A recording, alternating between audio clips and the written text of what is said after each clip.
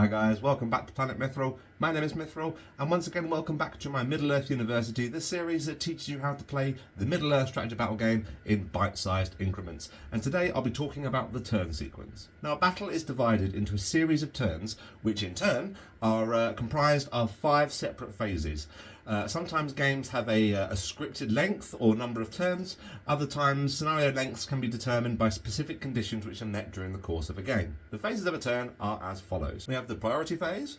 Both players roll a d6 to determine who has priority for that round. The priority phase will be detailed in a video coming very soon. We then have the move phase. Both players get the chance to activate and move all of their models in their armies, allowing them to move around the board, cast any powers, make use of any special rules they may have, and crucially, of course, charge into combat with the enemy forces. The player who has priority for that turn activates all their models first, followed by the player who didn't have priority. Then we have the shooting phase. Much like the movement phase, both players get the chance to activate all their models which have any kind of missile weapons or are able to shoot and make a shooting attack, whether this is with bows or crossbows or throwing weapons or any other kind of ranged weapon. Again, the player with priority shoots all their missile weapons first, followed by the player who didn't have priority. The fourth stage is the fight phase.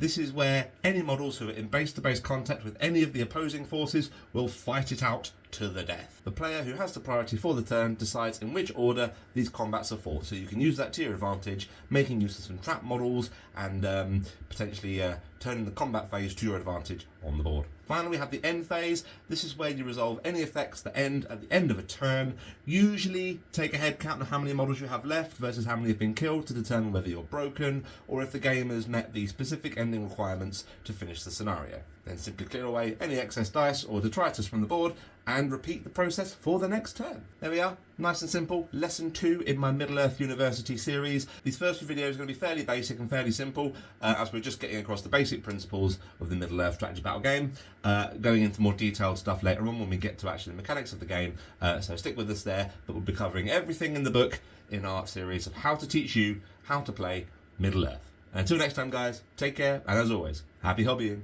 Bye guys.